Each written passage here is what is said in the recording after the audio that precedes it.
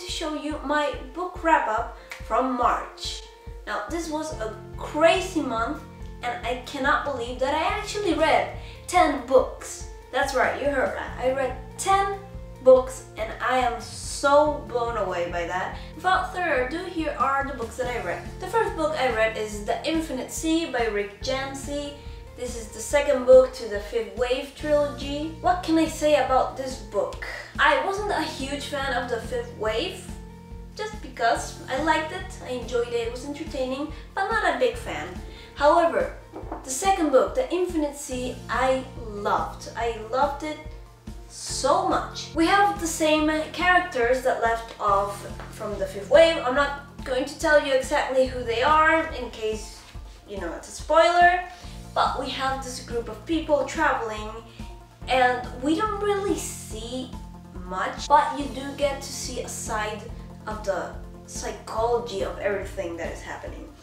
The people, what they are thinking, why they are reacting, how they are reacting. You're still stuck with a lot of questions, but like I said, I love seeing the psychology of things, so this book was incredible. The second book I read is called Yes Man by Danny Wallace. This book was lent to me by a friend and colleague at work. Basically, you have this guy Danny, the author. This is a book he wrote about his experience. What happened is that he stopped like going out with his friends. He stopped going out, period.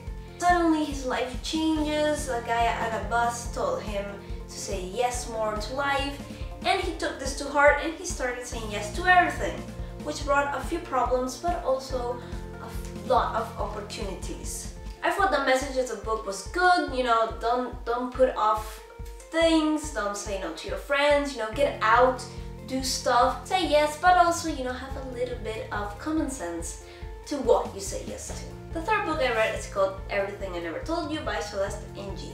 This is sort of a mystery, social kind of book. You have this mixed family, the husband is Asian, the wife is American.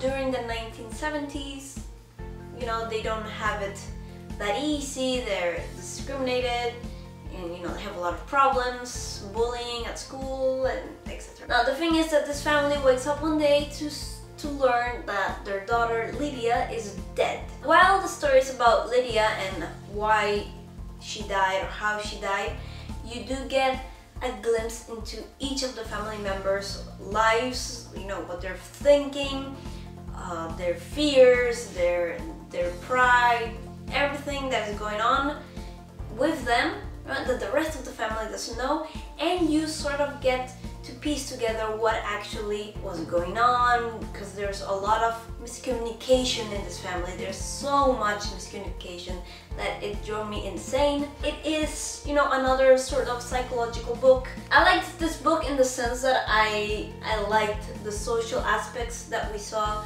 from the 1970s. You know, I would call it a bit a historical social book. I didn't like it in the sense that this miscommunication that happened, you know, it just left me feeling really angry with all of the family members, like made me wanna hit them with a book or something, like get your act together, people. But as a whole, it was a very good book, very well written, and I think it was a roller coaster also with them. It played with your emotions, it really did. Then I reread the Percy Jackson series. This was because, well, I already wanted to read the Percy Jackson series because I bought the Heroes of Olympus spin-off series that comes from after Percy Jackson. I was prompted into reading it earlier than I thought because a lot of my friends bought the box set of Percy Jackson, so we said, hey, let's read it together and, you know, discuss it.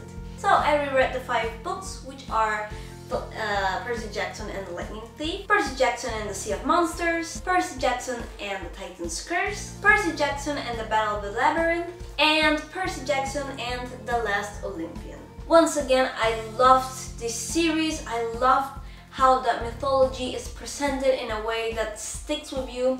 I've always loved mythology, Greek mythology especially. I've read books for children when I was a child. I loved it. So when the series came out, I was a bit scared because I thought, okay, who is this guy? I didn't know who Riordan was. Like, I thought it was going to be, I don't know, Wikipedia information thrown in the book, but the amount of detail that was put into this book about the mythology, and in such an easy way to remember, it just blows my mind. I love the series, I love the characters. I think my favorite book of the series would have to be, I think, The Sea of Monsters, because this is where we meet Tyson, and I really love Tyson. He's so adorable. I also love the Last Olympian because it is incredible. I really love the series, one of my favorite fandoms, and I can't wait to read The Heroes of Olympus. Yay, finally. After that, I read Black Widow, read by Margaret Stohl. I am not a big fan of the Red Widow, but I don't know a lot about her either, so I thought this would be a good way to, you know, get to know her a bit more. You know, it's cruel not to like someone without knowing a lot about them. I enjoyed the book, I enjoyed the humor. You know, you have characters like Coulson appearing. Coulson! You have Tony Stark, which just makes whole conversations where they're talking with Tony Stark. It's just hilarious. I loved it. I was not a big fan of the ending. I thought it was very predictable and very like, okay, why? So you have the Black Widow, and she's trying to find out what is happening to a lot of children that are disappearing around the world, and she thinks it might be related to the Red Room Project, which is where she, well, like the Black Widow was born. You know, they trained kids into being assassins, master assassins. She teams up with this girl, Eva Orlova, who she saved from the Red Room like years back, and together they must find out what the hell is going on. It was very interesting. I thought the book was great. I read it like that, but like I said, the ending is just like, it was too predictable. Like you just, you know. And the last book I read is called The Citadel Please by David Benioff. This is a historical fiction novel, and it takes place in Leningrad during the Second World War, you know, during the siege of Leningrad in winter. Now, what you have to understand is that this time, you know, this city, they were just starving, okay? Like, the plan was precisely that, to starve the people and then go in and take the city, because they couldn't do it otherwise. You have these two boys who are in prison, one because of stealing and the other one for being a deserter, or so they think. Now, what you have to understand is that this time you committed a crime, goodbye, that's it. So these two guys are like, okay, we're gonna die, this is our last night in prison, they're gonna execute us. But they get sent to this high-ranking military guy, and he says that he will spare them if they manage to find 12 eggs to make a cake for the wedding of his daughter. But remember, they are in Leningrad in winter. There's no food. The rations are like, I don't know, here, have a piece of bread, you know, and make it last. So this is like impossible. But they are going to try because they don't want to die. So it's very interesting. The characters were unique.